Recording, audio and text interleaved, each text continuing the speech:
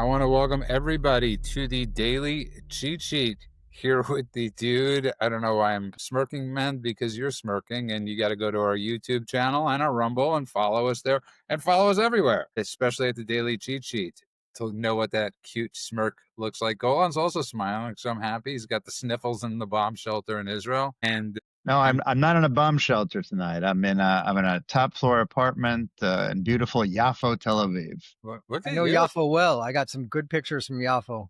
Yaffo's a Oh, cool man. city. It's a mixed city. It's not just a mixed city. Everyone I'm buying stuff from are Arabs, and they're all wonderful. This is true coexistence. This Yeah, is Israeli, what Muslim, they. Arabs. If you think Israeli is apartheid, you should come here and see the exact opposite. Well, I'm living it. You brought that up on the show as Mend was off on Friday after he left a little early. You brought that up, and that's why they're constantly trying to get people to go to Israel, right? Not to have the supposed Matt Gates experience. Here's the thing, Golan and Men. If you're going to say a story, there has to be proof to it, and there has to be a shred of proof, like At least plausibility. The Matt right. Gates story is so irretrievably stupid that it doesn't What even story make is he sense saying? on its What's own. He going said on? that when he was in Israel, supposedly when they left his room, it was there was raided. Somebody was in. I don't even know. He also said people were scanning people's name tags. That's at APAC. Right. But I'm saying, like, everything he says is the dumbest stuff I've ever heard. And You know how what I come do? he's the only one? To all, because they keep on coming out with these false claims about Christians and Catholics in Israel being treated badly or whatever. And the thing that we keep on responding them to is an infographic, and it just talks about the Christian population in the Middle East. And we list Lebanon, Syria, Iraq, Bethlehem, Gaza Strip, and Israel. And in all of these places, the numbers are way down. Besides Israel, there's only one safe country for Christians and Catholics in the Middle East. And I hope it changes. I hope more countries become safe. Man, I love that you're doing that. The problem is the people that listen to Matt Gates, and I don't care if they listen to us and hate what I say this, they don't read. Okay. And I'm starting to. I'm laughing, but it's true. You might have to get them like identikits, okay? Like that might be like a pop-up book. If you follow the Matt Gates show, you get a pop-up book to describe, man, what you're talking about. This is, by the way, why people on podcasts can say whatever nonsense they want to say, because they know that there's never going to be a fact check that comes from their listeners. Those listeners that are going to blindly believe whatever Matt Gates or Candace Owens or any of these other ridiculous people, or MTG or etc. Anyone who just blindly believes any of the stuff that they're spewing are going to believe anything, and they're never going to fact check. They're never going to read anything to see what the source says. They're just going to go, I heard it once, and that's going to be the end of that conversation. I'll be honest, my biggest fear between you two is being fact checked. Okay, I want to move on. No, seriously, like when it comes to, like, I think I know that region. I know a little more of the wonkiness of the parliament. I would say a little, as much as go on, maybe a little better. But you guys know the history far better than I do. So I totally cede that to both of you. But I want to get into something,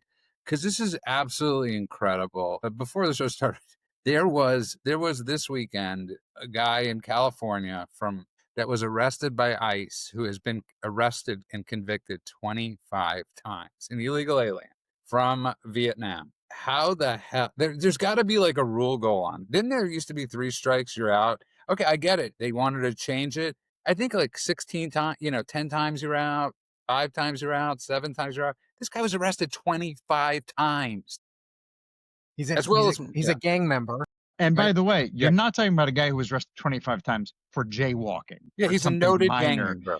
25 times for violence, arson. I mean, stuff that is, I'm a gang member. Exactly what Matt just said. He's a gang member. And by the way, there were a bunch of these Southeast Asian immigrants that were Vietnamese and Cambodians that, you're talking about people who have been arrested so many times that even if they were citizens and were locals and were everything else, it would still be problematic. And you're talking about them being illegals, it just becomes this unbelievable story. So, Mend, he was part of what is known as the Asian Cheap Boy criminal gang. And they arrested with that people that have committed sex offenders, burglary, incest, a good lot of people, man. And again, this is where I say I don't want to talk anything badly about Pam Bondi today because I'll get into that story. And I'm not, this isn't a negative on Pam Bondi because it's a really important story with Pam Bondi today. But man, they really need to get their messaging out there. This should be, I love Breitbart. I love Breitbart. And I love that Bannon is no longer with Breitbart, but I shouldn't be getting this on Breitbart. This should be like flooding every algorithm. Agreed. So the guy's name is Van Chu. He was 25 times of crimes, second-degree robbery. He beat up an old lady, property theft. By the way, that's really important. Convicted. Yeah. I said that This in the is not a beginning. guy who was, I know, but I just want to repeat it. You said it, men said it, but I don't know if everyone hears. They're like, oh, he was picked up for crimes 25 times and then put back on the street. No, he was convicted of crimes 25 times. That's insane. And along with him, other members of this cheap boy, Asian boy, whatever, demented boy gang.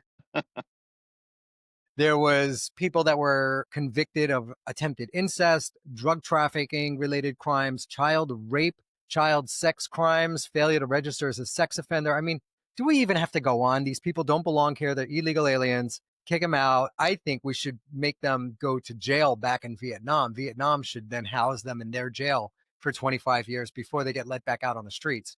I was going to go with a freighter in the Indian Ocean, to be honest with you, because we can't trust these countries to not release them back here. So I have zero issues with freighters in the Indian Ocean. But the problem Maybe with they'll that is you find get a another Malaysia plane. Biden and he's going to bring that freighter right back to our shores. That is the problem. The problem with a lot of these crimes and convictions is that the next administration comes up and they just start giving out pardons or undoing a lot of the stuff that was done here. Look at Hunter Biden and his pardon and the pre-pardons that the AutoPen gave to everyone in Biden's orbit. So there's a problem. That's why I'm kind of torn between just kicking them out or putting them into jail. And I think the best thing would be kicking them out and putting them in jail in their home countries. I'll say death penalty.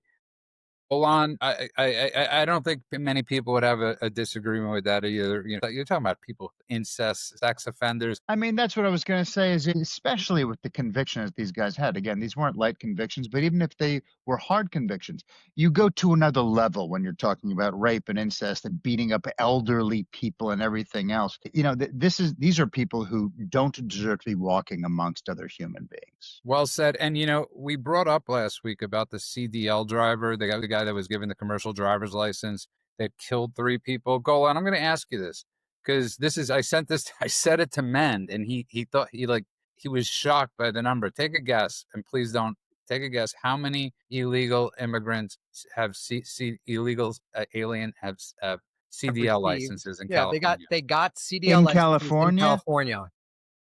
I know the number is going to be staggering. You know what? I'm not even going to guess. Hundreds. Just tell me. I thought it was in the hundreds. No, wait, 60,000? Yeah. All right, I should have guessed because that and was what's really funny multiples is, of 10. What's funny is not funny. What's scary is when I read this, I was like, oh, when I was telling Mend, I was like, oh, I should have saved this story. And then I just Googled it, and it was at the top of the AI thing. So I was like, wow, shocked that they actually allowed this to pop up into the top. 60,000 illegal aliens have CDL licenses right now from the state of California. Wow. I mean, and think about, by the way, what kind of danger that poses. Not just these people are on the streets and they're driving 18-wheelers or whatever it is. You're talking about a massive, heavy, high-risk machine on public roads with people that should never have been issued licenses and shouldn't even be in the country, period. That is a genuine shock. Wow, 60,000. I'm blown away. I know. Mend was too when I said it to him. Believe it. And then I literally just Google it. And I was shocked that they allowed that to actually show up. But Mend, on to more serious news, because again, this is getting really scary. We were talking about this last night on the phone with trends. And obviously there's a difference between a financial trend and what we're witnessing in the country. But there's a Minnesota, let's just call Minnesota what it is, like Somalia, little Somalia, or big Somalia. Man, there was a guy there that put a $45,000 bounty on Pam Bondi, wanted dead or alive, preferably dead. That's what he said on TikTok. Yeah. So this genius thought it would be a good idea to post on his TikTok a picture of Pam Bondi with a laser dot on her head, and he offered $45,000 to anyone who would kill her. His name And is for the record, we're not laughing at the unseriousness of it. No, We're laughing of because course it's not. right. We're laughing because he got caught, and it's great. And we hope more of these idiots do that and get caught. So Tyler Maxon Avalos, he faces Quite his the account oxymoronic of name. posting a threat against someone online. Court documents show that he was released on his own recognizance on Wednesday. I don't know how that is possible. They let this guy By out. the way, can I just, I know you're going to get into this, but I want to point out that this idea of someone being released on their own cognizance, by the way, he didn't just threaten Pam Bondi, like open threat Pam Bondi. Right. He put a This hit is a out gun. on her. Yeah, He put a but not, mass hit. but you know what? Let's put that one aside too. Let's be extra super kind and say, that was just a TikTok. This is a guy who has a history of stalking, of domestic abuse, of violent behavior. This is a credibly dangerous individual. And now he also put out an actual hit on a government official. Yes. Yeah. And all that is correct. He has multi-state convictions, not arrests, convictions, including felony stalking, felony third-degree domestic battery, and misdemeanor domestic assault. So this guy's a violent criminal. He Real looks peach. like the Taliban. He has a shaved head, a big bushy beard. He looks like he might be belonging to Ilhan Omar's religion, but I'm not sure. And how did they let this guy out? I mean, seriously, we got to check on that and make sure that Well, that's on his own recognizance. I'm I sure. can't believe that. I'm I can't. asking the same question and go on to his point, and I said this to him. I said this to him before the show. I hate saying that, but I said we do discuss stuff before the show, and I said to him, when you look at it, the guy that tried to kill Kavanaugh, 8 years, right? Attempted assassin of a Supreme Court justice, 8 years, because the judge felt that he was trans, right? 12 years today, they convicted a trans shooter for attempting, bought an AR-15, bought a bulletproof vest, did deep dives, had a fascination with serial killers, and he wanted to shoot up his own school. Got 12 years in prison. But you know what? Go on. He's for the rest of his life, he can no longer search serial killers online. So 12 years. I mean, what a punishment. So 12 years, 8 years. January 6 people, 30 years for walking into a Capitol. Makes a lot of sense to me. Go on. Well, and this is the thing we always come back to, right? The idea of actually getting these things done. It's not enough that these slaps on the wrists are happening. Let's use the Kavanaugh one, for example. We have a guy who literally had weapons on him, was on his way to go and attempt to murder a Supreme Court justice. And we're giving a guy like that a slap on the wrist. Why? Because he failed? Because he didn't do it? Because he didn't complete the job? This is someone who's literally, it wasn't that he had an idea. It wasn't that he put it online. It wasn't that he wrote it down. He had weapons on him and was in the vicinity to go get that done. And this is the kind of thing that we're blowing off with a couple of years in prison. It's something that there needs to be something done about it, because when you're watching the other side, they put the pedal to the metal, go for the maximum every single time. And here, even the things that should be on every side, if you have any logic whatsoever, should be pedal to the metal, are being slow walked. And I don't understand it. Yeah, no, I don't understand it either, man. And to the bigger point about this bounty thing, man, this is obviously, he was not going to go through with it. He was offering somebody online a bounty. If you don't make a message of this guy, A message, they let him out. He's already out. I can't believe that. We need to fact check that, because that sounds ludicrous that this guy would be let out. Forget about on bail, on his own recognizance. That's just no bail. I mean, even with bail, I think this guy should be locked up. And are you sure about that? I didn't see that as part of the story. I saw that on, I think it was ABC, not, it wasn't Breitbart. It was ABC, I think, reported that. I hadn't seen that either. That is a shocking thing. I'm hoping that's wrong. I'm hoping it's wrong. It's funny. Bondi recently wrote on social media that the president's direction, we're making America safe again. And in Washington, D.C., I didn't know this. Washington, D.C., law enforcement and partners have made 3,000. You see, that goes again to my other point. How did it, when you don't know that, when we can't find these stories, these are stories that they should be putting out, go on. This is like this isn't even a layup. This is like the ball already is in the basket. this should be shown Absolutely. on a daily basis, on a minute by minute basis. I have no idea what Radio America is doing, or whatever the thing that has $700 million in that coffers, run by Kerry Lake. I'm not blaming Kerry Lake for this. I'm just saying you could easily put that money into. And Absolutely. By the way, I just want to point out, as a screenwriter, I have looked into this before for screenwriting purposes. What happens from a conviction perspective, from a legal perspective? What happens if you are going out to try and hire a hitman to commit murder?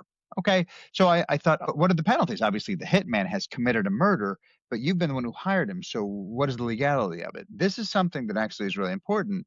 You actually can get a worse conviction than the murderer themselves, because they're just doing a job. So obviously they're still doing something, they're still committing murder. But you, as the person who hired them, there's actually a federal murder for hire statute. And under that statute, you can be put to death. You can go to jail for life. That's if they kill. That's if they kill. If they Well, don't, hang on. Now, hang on. If that's, do you already know this? yes. Okay, go ahead.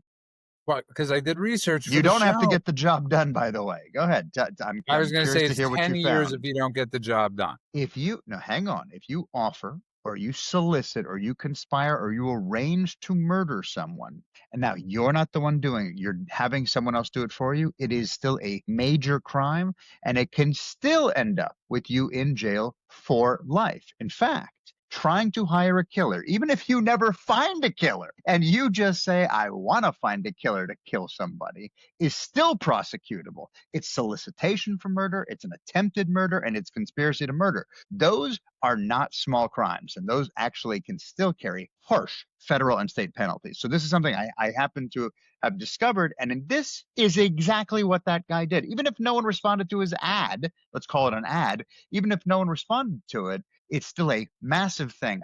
Man, we got to check to see if this guy is actually out on his own recognizance, because there's something isn't in connecting. I agree with you. It's absolutely ludicrous. And in addition to the stats that Pam Bondi pointed out, which was 3,837 arrests to date in Washington. I think we've been in Washington for 2 months. They also seized 361 illegal guns. And in Memphis, they made 273 arrests and seized 73 illegal guns. I mean, they're doing a fantastic job on cracking down on criminals. It's not being publicized enough. Absolutely what needs to be out there. You have all mainstream media will find the one elderly illegal alien who's been living here his whole life. And he's, been She was a waiter and everyone loved Dolores. exactly. Right. Exactly. Yeah. They've been nice, well-behaved illegal aliens and done nothing else wrong besides for the fact that they broke the law and they entered the country.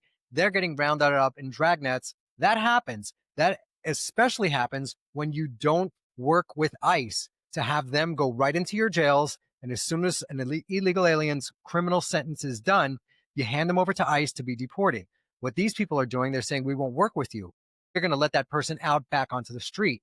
That's where ICE is waiting. So now ICE is in the streets in Memphis and Los Angeles and all these sanctuary cities, and they're rounding up everyone who happens to be illegal. So you might get that nice guy who ran a grocery store for 30 years. He's here illegally. Sorry, buddy. You're going to have to go too, because the people that are the elected leaders in the cities and states that you're in made it harder for you. They made it harder for the government. Then the government has to go in there with a dragnet.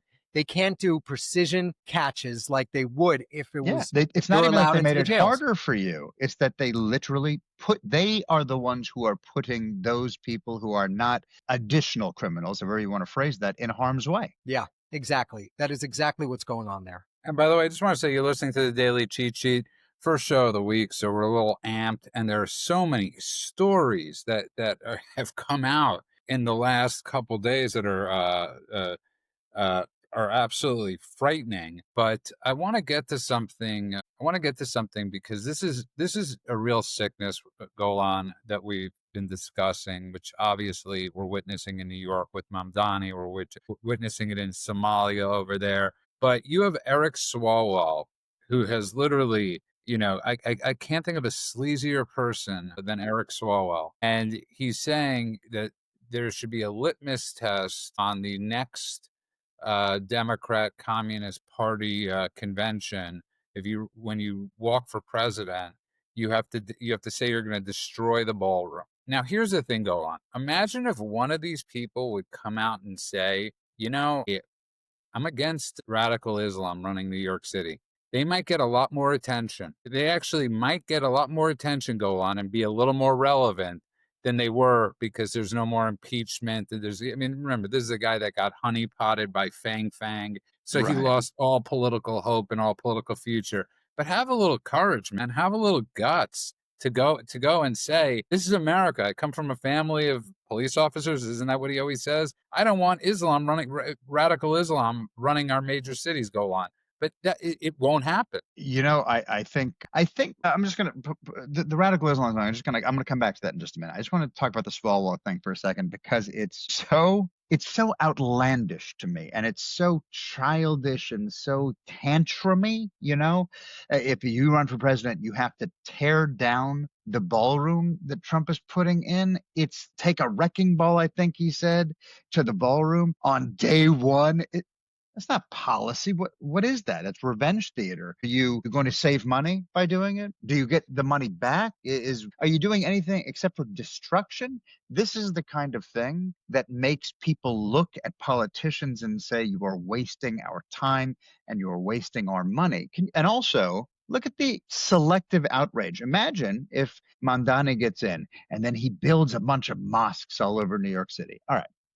So that now, do you think he would be okay if someone said, "Hey, first thing you get in, next mayor, tear day, knock down all the mosques"? Would he be cool with that because we disagree with what's happening? This is just, I can't even think of what to call it besides just this symbolic demolition that doesn't put food on anybody's table, doesn't make prices any better. It's just amateur hour, like trying to look tough as a viral stunt. He's so gross, and he's been so gross for a long time. I can't believe that we still allowed this guy to speak out loud after he was honeypotted and looked like a fool on the world stage. I'm just shocked that this guy has anything to say at all. And when he does But that's finally the open his point. mouth, this is what he has to say. And What men, an that's the idiot. point. Is he was relevant with the lies of impeachment. He was relevant with BLM.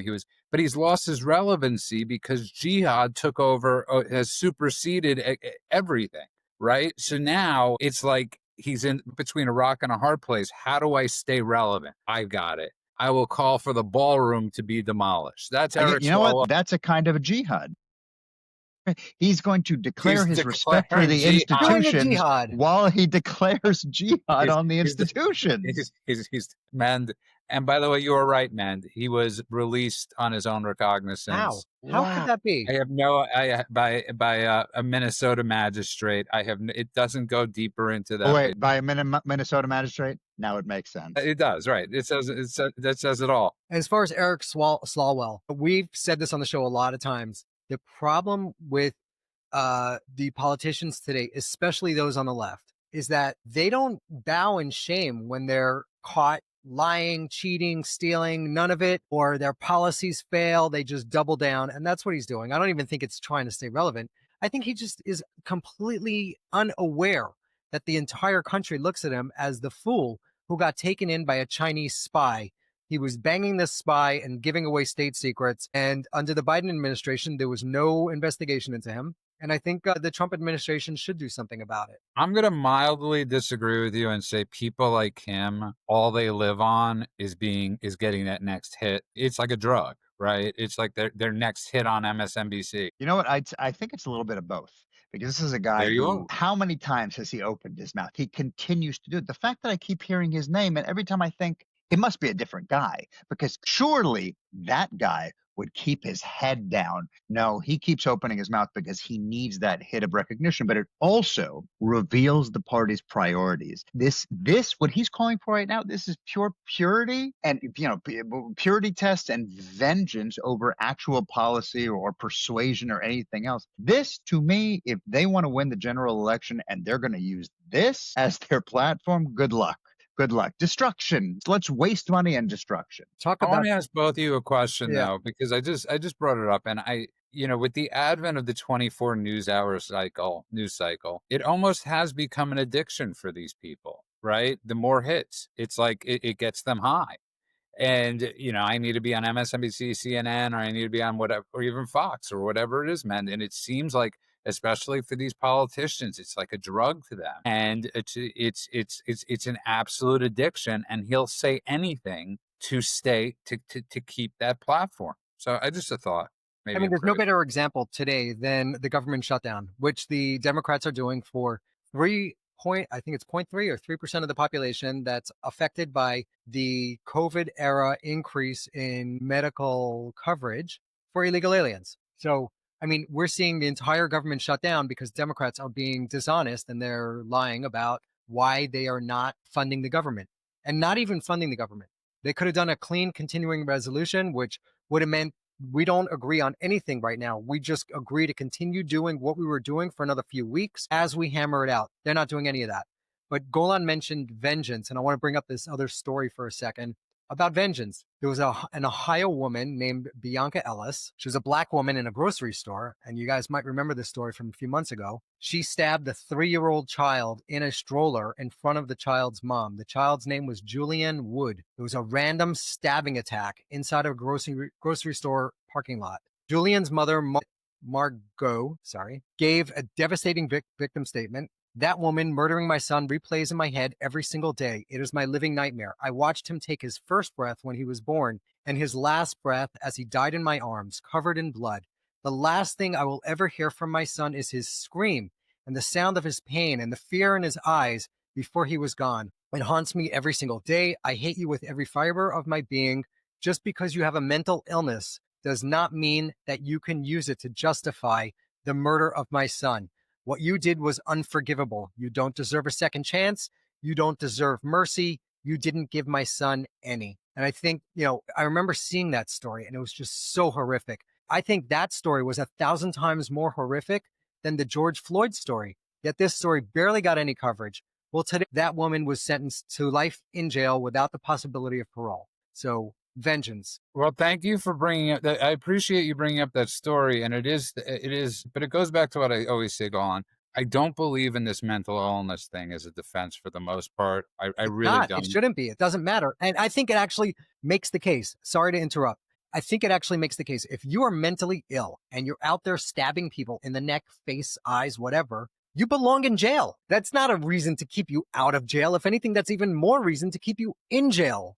Go on. Well, also, it's cynical as well because it's not used. I mean, I would still agree with you if it was only used for those that were mentally ill enough to attack people like that. But it's also used like clockwork as a default scapegoat of evil. It's like, oh no, don't get me wrong, mental illness is real. Obviously, we know that, but personal responsibility is real too. And this is used as an excuse so often, and especially in the legal system, they'll do the temporary mental illness thing in order to have someone be excused and still be dismissed from having to serve any time. But the mental illness has become this like magic word that rewrites the whole story. One minute you're a murderer, the next minute you're a patient. All is fine in the end. Don't worry about it. They're better now. This is the kind of thing where you're absolutely right, Mend. These people need to be put where they belong. If it's temporary, if it's long term, doesn't mean we have to torture them. Doesn't mean we have to do anything that is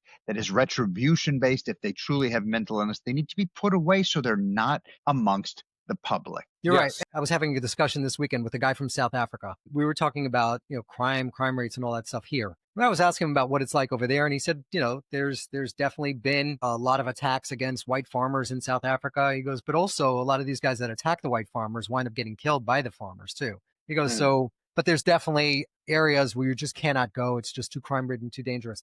But he was talking about crime here. He was bringing up the point of like, we don't have a rehabilitation system in our incarceration apparatus or whatever you want to call it. And to an extent, part of that I agree with and part of that I disagree with. So I agree that if you're a drug dealer, 16-year-old, 18-year-old drug dealer, you got pinched, you did your 5 years, or you're doing your 5 years, you got sentenced to a number of years in jail, a guy like that should be taught a trade, a craft while he's in jail. If you're a child molester, if you're a rapist, if you're a murderer, there's no redeeming that. You get locked away. I don't care what they do. As far as I'm concerned, they should put you in a cell. You should have no communication or contact with other prisoners. You should be in isolation, some form of isolation with some yard time or whatever. But that is it. You get food, you get water, and you do live out your days. That's just like that. That is Listen, punishment. I the could not reality agree of with you more, by the way, because the uncomfortable truth is not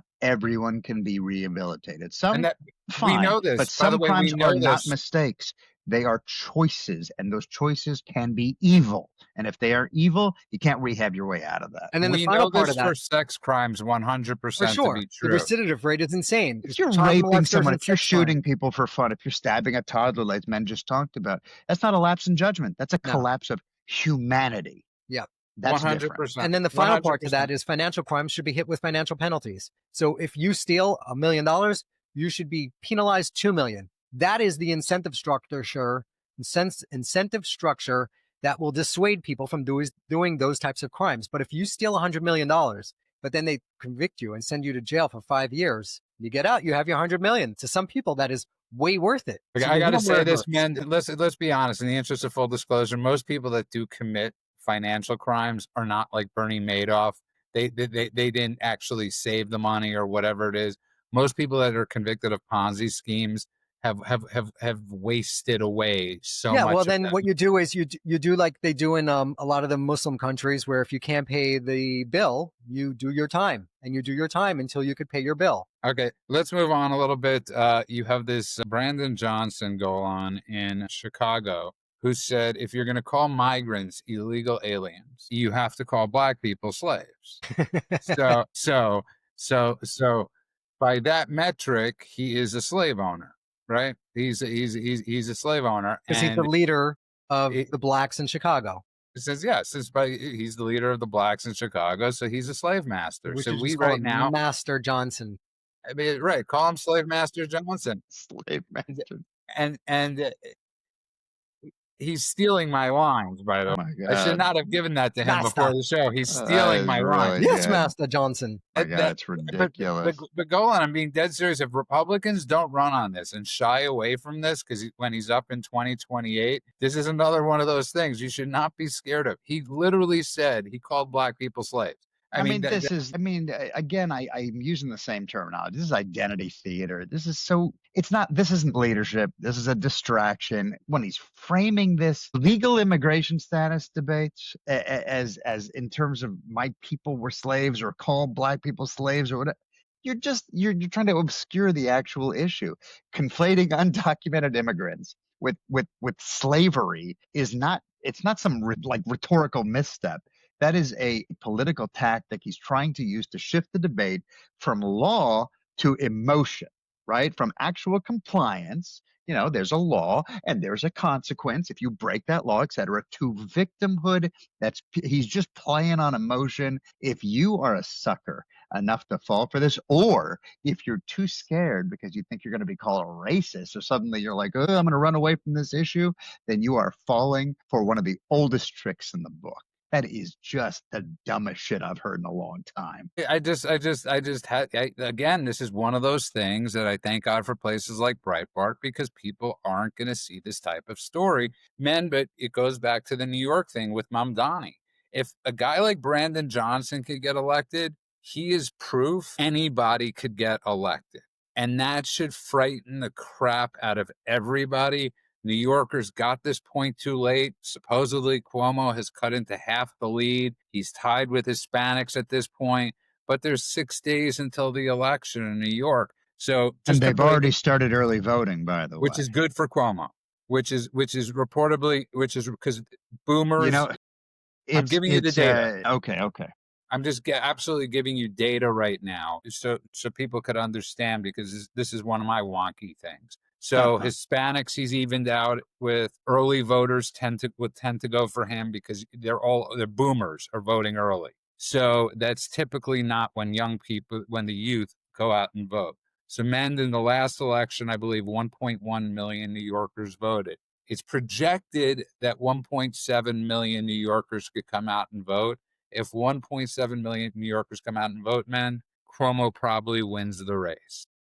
I'm you know how I am with numbers when it comes to this stuff, and I've been pretty darn accurate. No, I know that, and you've been way better on polling and numbers than I've been. So I concede that to you. I saw a New York Post story this morning that said, as it stands right now, Zoran Mandamni, it's his race to lose. They said the Democratic Socialist or Communist, as Trump refers to him, had a lead of anywhere from 13 to 24%, depending on which poll you read. So the big takeaway here is Curtis Sliwa, the Republican candidate, did not drop out. He claims, he professes to love New York City and dedicated his whole life to protecting New York with his Guardian Angels group, which is a mix of all different ethnic types that would get out there with their red berets and help protect, vulnerable people in bad neighborhoods. You won't get this reference. It's like a bad version of the Warriors. Golan. I know Golan will get that. It was a movie, man, in the late Come 70s. out and play, Sliwa. I'm gonna tell you this. I have a theory, and it's just a theory, so nobody fact check me on this. Although some of this you can fact check. Have you seen Nancy Sliwa's the screenshots of her posts? About blowing off, not just blowing off, but really deriding Israel, deriding the Jews, deriding Netanyahu, blaming Israel for stuff that is ridiculous, propping up the ICC corrupt court and everything else. Have you seen all that? Because that tells me that Nancy Sliwa, and by the way, plenty of information is out there about how much Curtis Sliwa loves the Jews too. There's a possibility that he's staying in the race because he wants Mamdani to win. He knows he can't win. Sliwa knows he can't win. Even if he brings every single Republican out to play and the Democrats all come out to play, he's going to lose. So he knows that by staying in the race, he's handing it over to Mamdani. Is there a possibility he's doing that to screw over the Jews? There is a possibility of that. I don't think so. I disagree with that. I think the No, look, I don't know if that's true. Bill It's Ackman a put like I something said, out. it's a theory. I hear you. And look, have had Bill Ackman alleged, by the way, is what you were saying. Yes. But I've been aware of Curtis Sliwa since I was a little Say kid what in he New was York. alleged of. Finish what your Hold thought. on, He was hold alleged. Hold on. So first off, I do not think that Curtis Sliwa has anything out for the Jews. I know his wife is a lunatic. He has been pretty fair throughout his career. So we'll just leave it at that. I grew up in Crown Heights in Brooklyn, and we dealt with a lot of crime, and Sliwa would come out to help protect the neighborhoods. I know his history. I There's also that, know that he's not dropping out, so there's at least an ego at play, if nothing else. Ackman had a good take on that, and he was saying that the city matches funds. Sliwa put his wife and everyone he knows on payroll for the campaign, and he knows that if he drops out, he has to return the balance of the money, and he doesn't want to do that. He wants to run it to the end so that they could continue cashing out as much as they can during this campaign. That makes a lot of sense. And he could keep the war chest if he continues to run for mayor. So he's 80 something. Where's he running? He's running to the grave. Well, that's the point. He's 81. He shouldn't have been running right now. And it really it's really sad, and it's really a horrific state of affairs when people think about this. Can we talk about one other thing though when it comes to Sliwa? Is that the Jews? You don't like him, I get.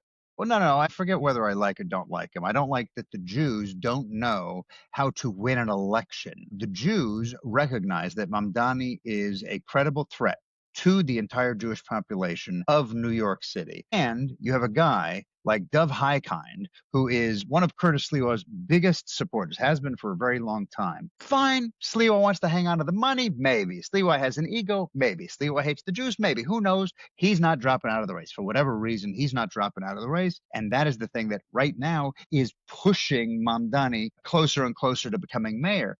But Dov Highkind, who is a Jew, waited until it's Dov Highkind. Highkind. I thought it was pronounced Highkind. Okay, that's fine. So Highkind, excuse me.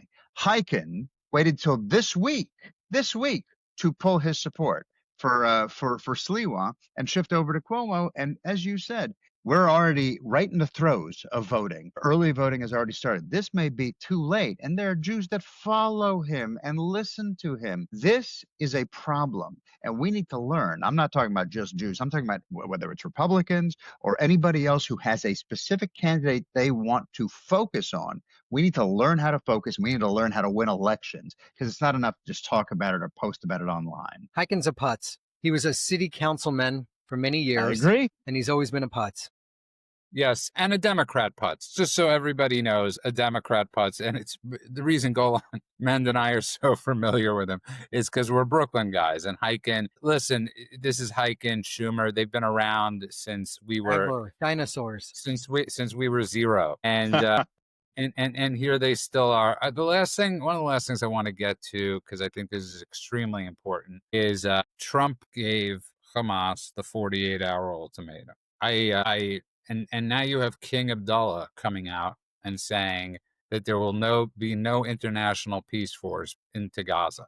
Okay, Wait, I thought he just said that they won't take away the guns, but he doesn't get to say who's going to be in Gaza. Well, if they won't take away from the guns, what exactly is the people that's like Curtis Sliwa being there? Well, that means that the Israelis or the Americans are going to take away the guns. Well, I understand that, but what I'm saying is let's go on. It's important to really frame this for what this is right now, and that is they've broken phase one continuously, which is not Continuously. return the bodies. Israel says they know where 12 or 13 of the bodies are, however many of the bodies are. Israel knows where they are. They supposedly gave one back tonight. Obviously, they're going to break the 48-hour rule. And I truly believe Putin is watching this right now and doing his crazy missile tests over the weekend. And there is no Abraham Accords, Golan, if Hamas is still alive.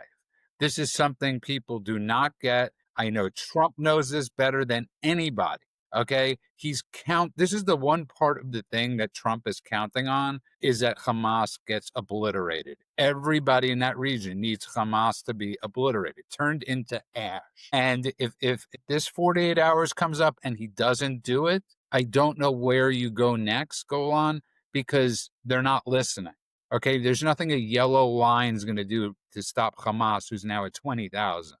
Well, So if it's going to be a yellow line, no, it will do nothing. And Trump has given deadlines before, and I will say he's been more stringent with those deadlines in the past. This feels like the second or third time he's given them an ultimatum. This time it's return the bodies within 48 hours or face consequences, right? That was the phrasing, face consequences. So what I'm hoping is that this one is not bravado for the cameras, that there is actual leverage being applied, because the deadlines that he's given now, basically, if he wants to maintain credibility when it comes to Hamas, when it comes to this process, he has to do what he did with Iran. You get 60 days on 61. Here, you can eat this bomb, right? If he's saying, I am allowing the American military or the Israeli military, whoever it is, we're not playing around. We're all being let off the leash. If the remains of everybody aren't where they belong, then there better actually be consequences. So, yeah. So, to jump the gun and to say what's going to happen ahead of time, I think it's just foolish. I'm not saying what's going to happen. What I'm saying is, if he's saying you have 48 hours to comply and then 48 hours go by and they don't comply, there better be a response at the end of that. I'm not saying I know what the response is going to be. If he's like, I said stop again, there better be a real response to that, or the 48 hours is meaningless. They will know it, and so will the rest of the world, and so will Putin, by the way, who's watching all of this. So will Xi and everybody else. You're right. Man, my bigger point was this is an Obama red line moment. I get it. I hear what you're saying. Man, my bigger point is this, that I want our listeners to understand. This is what Trump is forming there is the Middle East NATO, right? It's under the calling of the Abraham Accords, but it's a mini NATO because this NATO is dead for the most part. It's Europe. It's a dying dog. This is a new NATO in the Middle East that is flush with money and flush with investments. It's also flush with people like Hamas, other splinter ISIS groups, Islamic jihadists. This is the only thing that's in between what his vision is and what a lot of their visions are these groups. They have to be eradicated. I just want people to understand, because I know so many have been indoctrinated by the Matt Gaetz, the Tucker Carlsons, because they don't know how to freaking read, that they've been so indoctrinated, men. This is the only thing that's stopping the peace, not Israel, but these jihadists and Hamas. I think Trump recognizes that the barbarians in the Middle East are the ones that have been an obstacle to peace from the beginning of time. And he's wooing the Qataris to get on board with the Saudis and the UAE and Bahrain and Morocco, Egypt, Jordan, everyone else that has made peace with Israel. He's getting them on board. And I hope it works. We haven't seen it. Like we said, we keep on looking at Al Jazeera to see if they've changed their ways, and we're not seeing it. So I hope his plan actually does come together. As far as this 48-hour period, it is a red line. He should not let them cross it. The problem there is that you have those same countries, the Egyptians, the Qataris, they keep on making up excuses for Hamas. So now the Egyptians brought in heavy machinery, and Israel let some Egyptian military people into Gaza to help look for the bodies, try to get them to comply with the ceasefire. The big obstacle coming up is not really the return of these bodies, because Israel knows where, I think, 20 of the 22 are. Right? No, there's 13 left. There's 13, but out of the 22 that they had, Israel knew where 20 of them were. They knew when Hamas was lying about it. So when Hamas said we can't find it, Israel gave the Americans, here's the evidence, here's the intel that we have. This is where these things are located. Now the Egyptians are in there using the Israeli intel to go get those bodies. The bigger problem is going to be the disarmament of Hamas. If that doesn't happen, that's where this whole thing falls apart. So let's see what happens there. I don't go on. I get what Mend is saying, and we're talking about something that's the inevitable. Okay. And it's like, I get that Trump doesn't want to say it out loud, and there are certain people that don't want to say it out loud, go on.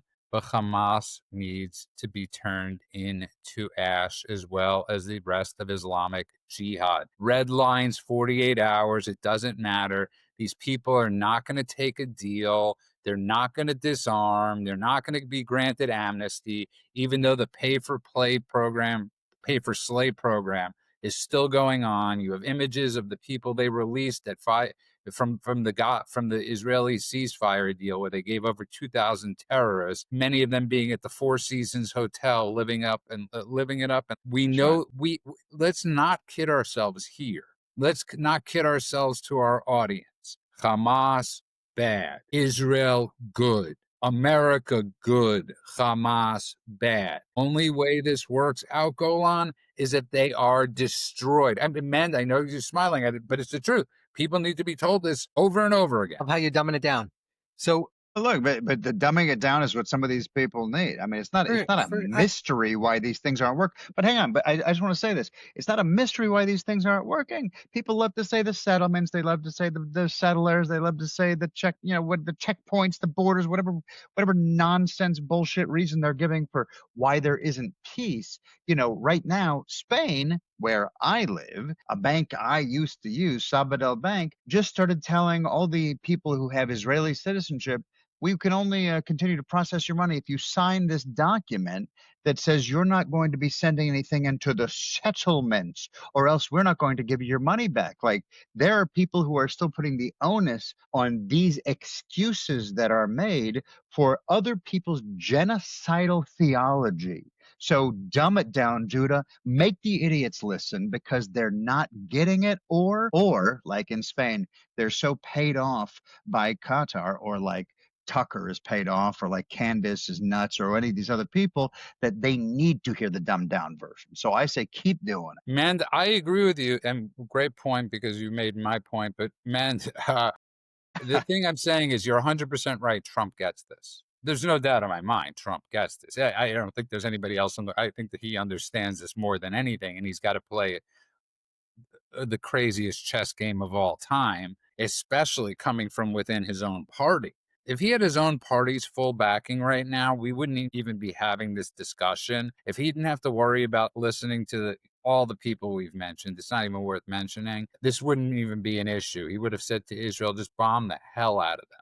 But politically back home, he couldn't do that. He just was not afforded the luxury of doing that, which is insane. And I give him so much credit and so much kudos for having to walk the wire without a net like he's done. It's incredible what President Trump has managed to do. Now it's time, though, to be honest, for everybody. So I agree. I agree with what you guys are saying. I agree that Hamas needs to be finished off, whether that means they send them off to other countries or if Israel kills them all. Either way, they need to be Which ended. other country's going to take them? Who's Well, taking them? right now, there's all of the ones, I think 2,000 of them that were released from Israeli jails. They're living it up at the Marriott in Cairo. Qatar will take a lot of them. There are Arab countries that will take them. The 2 million. 2 million Gazans. No, Are you talking not 2 about million Gazans. I'm talking about the Hamas guys. I'm not talking about the you're talking about the Hamas 80%. criminals, The but criminals. I'm not my talking about the 80% of the population that supports them. That you can't do anything about. The only thing you could do with that is you need a generation to be re-educated in loving life. Regeneration. I think you could do it in one generation, 20 years, 10 or 20 years, you start a new education process, which is what I think the plan going forward is that they are going to divide Gaza in two. Qataris and UAE and some of these other countries are going to come in. The Israeli controlled area, they're going to rebuild, they're going to give jobs, they're going to prosper. And then there's going to be the Hamas controlled area where Israel is going to be continuously doing targeted strikes, killing these guys. And then the people of Gaza have a choice. They could either join the prosperous side of Gaza or they could stay in the bombed out side. It looks like that's where it's going. Whether or not that will work remains to be seen. Golan, the only way Hamas, Qatar, or any of these places allows Hamas in is if once they cross the border, they fall into a hole. Okay? Because there is no way Qatar or any of these countries wants these savages running or being going. They don't want them going Hamas in Qatar. They don't So want them you going. see that you saw the they don't warp even of the want wall. them going Palestinian. Don't forget what happened whenever they put a Palestinian in any place. They cause violence. They cause turmoil. They try to overthrow the government. All of that. Look, bottom line is this: historically, demographically, we already have a Palestine. It's called Jordan, as we talk about on a regular basis. In every practical sense, millions of Jordanians are quote unquote Palestinians, But that's not even and it. 70, and 73%, 72%, 73% of mandate Palestine went to correct. Jordan. That Correct. is your And that is Palestine. not a conspiracy. That is a fact. That is history. And so if the Palestinian question is about self-determination, it's time to stop pretending that the geography over here has something to do with it. You want someone to take all of them, including the Hamasniks, let them all go to Jordan where they belong. We close up the border, make Israel Israel again, and shut down the stupidest conversation that's existed for now. What since when did they make up their thing? 67. When did they make up that they were Palestinians? 67. Okay, Let's be Golan, done with it. Let's not go back that far. Let's do it for dummies. Okay, let's stop with this this insane conversation that we've been having since October 7th. Okay, a conversation that should never have happened. That happened. Let's just go back to that and say to people, this is the most imbecilic conversation, because everybody knows if that happened to us or it happened to any land, they would have been much harsher than Israel ever was. Absolutely right. And so let's not go back to 47 or 40 that people cannot understand. Let's go back to 4 weeks ago. Let's go back to 6 weeks ago. Let's go back to people saying free Palestine when Gazans when Hamas are butchering them in the streets. Nobody's saying free Palestine anymore. That's where you hear all the hypocrites. That's exactly my see it. point. So you can't go back then. We got to go back to the lie. You guys are brilliant, and you brought up such amazing points since we've been doing the show. But my favorite point, no offense, man, was by Golan was once you get to the fourth lie, you're still fighting the first lie. So we have to start fighting the last lie. And the last lie is all these people that are saying free Palestine. Can't find their sticks or their flags anywhere since the butchering has gone on in Gaza. And that's the easiest talking point. Your thoughts on that? Sorry. Be there. I don't care. Jump in. It's a free for all. Yeah, you know what? I think Joe Rogan, a guy that I have lost quite a lot of respect for, said it really, really well. He was interviewing Francis Foster and Konstantin Kisin on a recent Amazing. podcast, and I don't know if you guys heard that, but it was like there's a saying in Israel called Ha'asimon Nafal, and what it means is there used to be payphones. They had a special coin called an asimon, and you'd put it in and you'd call. Only when the other person answered did the thing fall, and you heard it go ka-chank. It meant you connected. So when you say that, it means the brain finally connected. It's an idiom here. So I was watching, and Asimon Nafal. It's like the connection happened, and he suddenly was like, God, if Canada would have done that to us, if we lived in that environment where Canada and I'm paraphrasing, but in Canada and Mexico wanted us dead, we would never stop. We wouldn't wait until they did the next thing. We would be in there every second destroying everything. Of course, it's the only logical answer. So the fact that anybody wants to free Palestine or anybody wants us to stop or anything else is idiocy of the highest order if you stop for just a moment and try and put yourself in the shoes of those who were attacked. Judah, you said it very well. This is now months ago, I think. What would you have done if it had been your family? The fact that anyone is asking Israel to stop, the fact that anyone is trying to cheer on the terrorists is sheer insanity. And I think we have to just act accordingly. I don't need to listen to those people. They're idiots. Let's get the job done. As you said, it's the only thing that's going to bring peace, and you're absolutely right about it. And there's one important thing to point out. That is, people love saying, we just want to see the kids stop getting killed. And we all Yeah, want to Yeah. see the kids stop getting killed. Obviously, it is horrendous when you see children hurt. And then they'll bring up the statistics between Ukraine and how many kids got killed in the Ukraine-Russia war versus Israel-Gaza. And the difference is that in Ukraine, the government puts the citizens underground in the tunnels. Whenever there's a Russian that's right. incoming missile or drone, everybody runs to the central subway station and they all hide in there. And in And there Gaza, are far more tunnels in Gaza far than there more, ever and not have been a in single Ukraine. citizen is allowed to take refuge in the tunnels. So it's a very important topic or point that needs to be made. Well said, both of you. And just to close out, I think we have some Before great we news should today. we Sorry, should Matt. hit on the Venezuela. What's going on in Venezuela before we close out? How about let's tease that for tomorrow? We talk Venezuela tomorrow. It's late in Israel. Golan's got to do some heavy lifting. I could see him already starting to shift in whatever abode he's in. But I think we owe a big debt of gratitude that Tom York from Radiohead has announced he will not play in Israel. Israel's gain is Tom York's loss. He's Radiohead, one of the bigger bands in the world, and I actually saw Radiohead open for REM in 1997 or 96 in Israel, and I was in rehab at the time. Go on, and it was his Radiohead's first album, and the only song people knew was "Creep," right? Mm-hmm. And they refused to play that, right, for the next 25 some odd years. But it's like, okay, great, you won't go. There was a concert festival of has-beens in Vegas a couple of weeks ago with Avril Lavigne, singers from yesteryear flying the Palestinian flag. Guys, it's just boring. You're tedious. You're annoying. Enough. Yeah, well, and do we know the history? Have we ever talked about this on the show?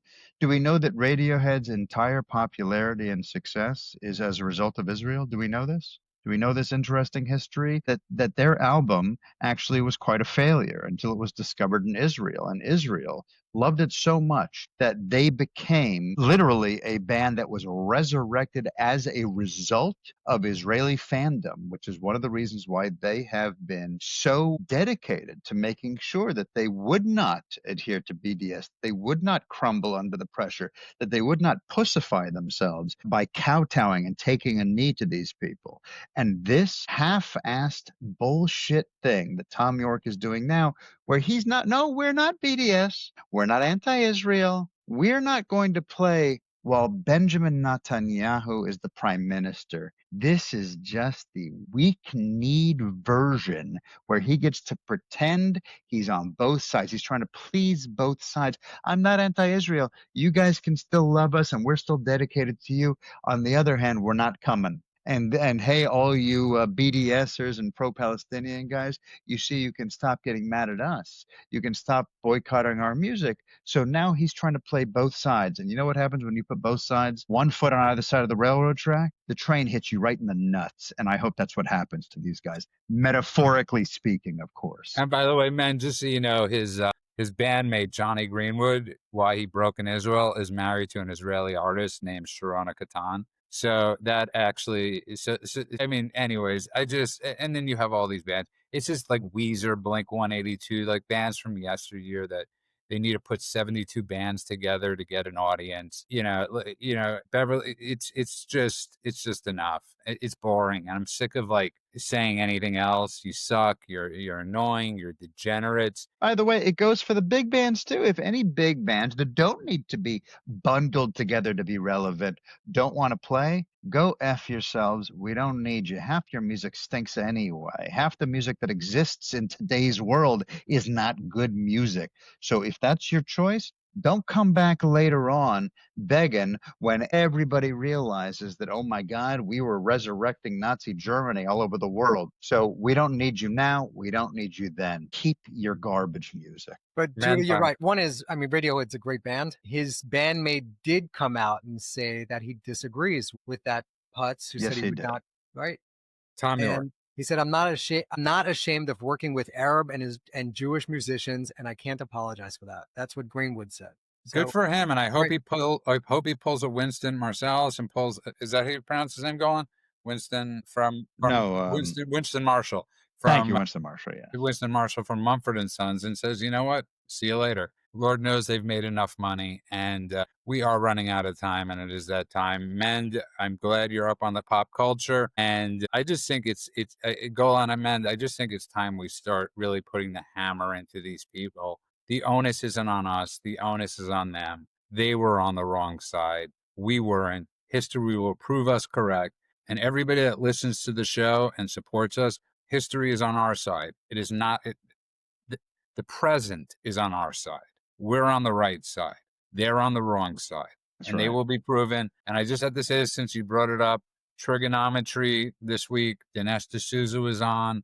He was incredible. It was an incredible interview. I know he's clickbait galore. I love Dinesh D'Souza. I mean, there's nobody that clickbaits better than Dinesh D'Souza, but he was incredible. And he really, if you want to get a real understanding of what's happened to the movements of conservatism, and it's a great listen. So the trigonometry. He said that one of his documentaries was the second best performing Yeah. documentary. Which one was that?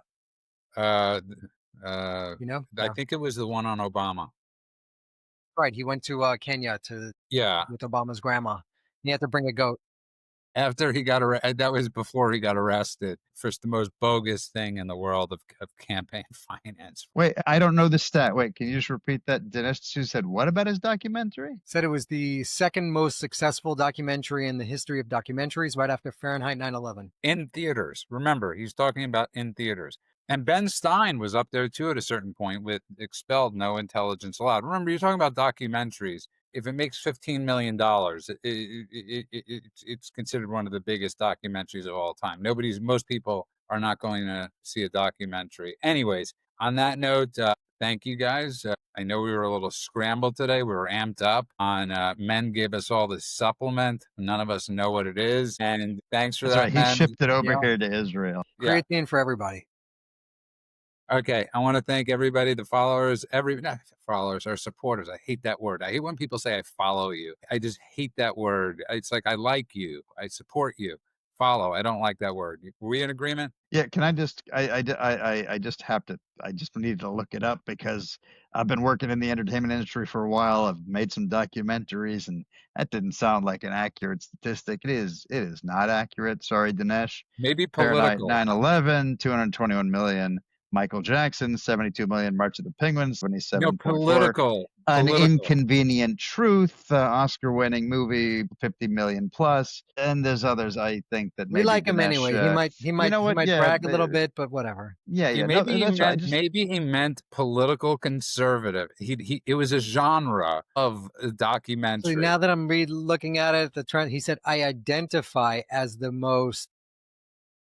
second most successful documentary. Wait, that doesn't Mend, mean it has to maybe be. your best joke, maybe in the history of this podcast. All And this right. is what I love about Dinesh. And this is always what I've said, like, even like my knock on him was like in the 2000 Mules. It was such a good documentary, but he had to put one part in that everybody pegged on that wasn't true, that didn't even add to the documentary of the Mules. And I just thought it was a fantastic. Listen, I love Dinesh D'Souza. I love that he's still at this. I'm not a fan that he's debating destiny. I have no idea why he's debating destiny. Yeah. That crazy person that's on Piers Morgan. Mm-hmm. He's always screaming and yelling, and yeah. He's out of his mind. I thought that's Chink Sink Younger. There's a but. What? It's the There's Pierce a Morgan lot Uyghur. of show. screaming It's not. lunatics It's on Anna Pierce's show. It's Hannah Anna Kasparian, Kasparian. It's any of them. So, Abby anyways, Hoff. Yeah. to Anyway, the people that are listening, you can see Abby Martin. we even fact checked ourselves during the show, and yeah. So on that note, I don't even know what else to say. We're all talked out. I'm not going to be here tomorrow, but I Yeah. will be back That's right. hopefully on Thursday. Oh, so we'll Or get to Wednesday. Venezuela. We'll get to Venezuela when it's just the two of us. How does that sound? Sounds It'll great. be. But I'll be It'll be. twice the man We'll tomorrow. go deep. I put it in the chat. It'll no. You got. If you were gonna go Venezuela, you better be doing. The Venezuela thing ties into the Russia and China. It's a whole. There's a much bigger picture there. Russia, Ukraine is just one See, chess off move. camera, It's you one- can't see it, but off camera here, I've got a whole flow chart with strings like Charlie, and Oh, you're doing It's Always Sunny. Glenn Beck. I'm Glenn doing Beck? Glenn You Beck. used I'm to do doing the Homeland.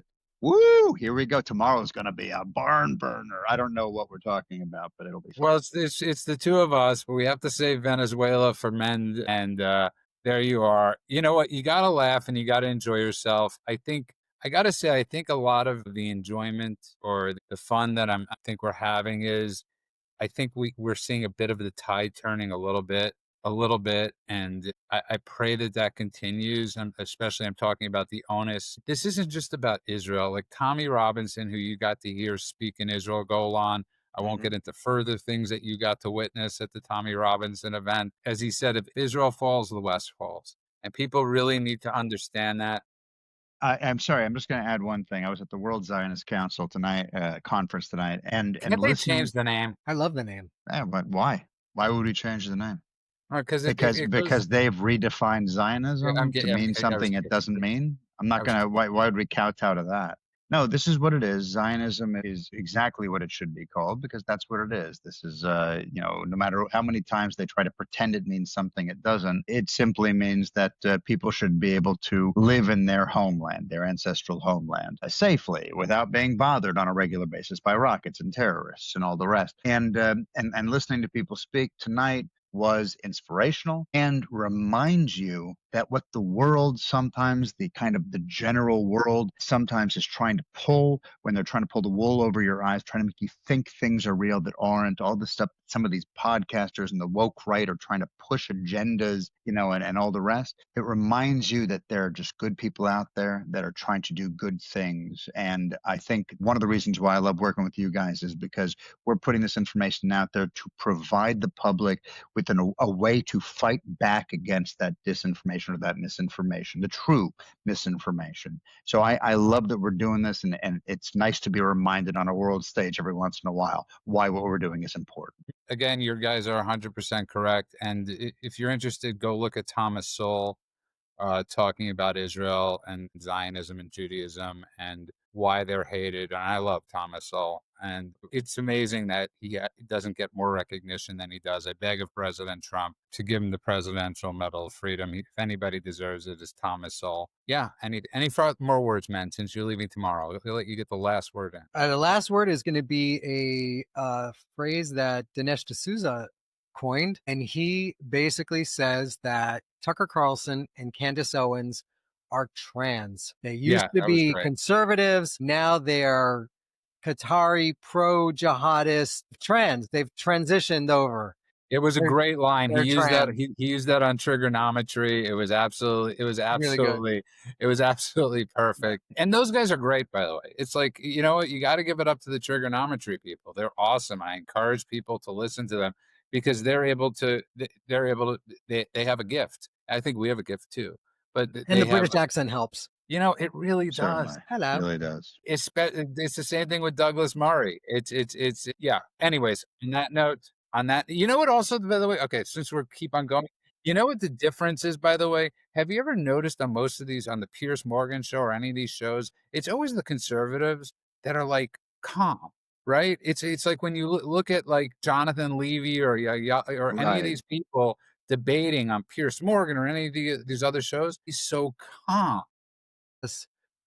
The king of calm is Coleman Hughes. That guy is the most level-headed and keeled, doesn't get fired up. I wish he would, but he doesn't. He's very, anyway, okay. And on that note, Judah. On that note, I want to thank everybody. You'll be missed tomorrow. I want to thank everybody that's been listening and following. You can find us at dailycheatsheet.com. That's the dailycheatsheet.com. I want to wish everybody good morning, afternoon, and night world, wherever you are. God bless you all.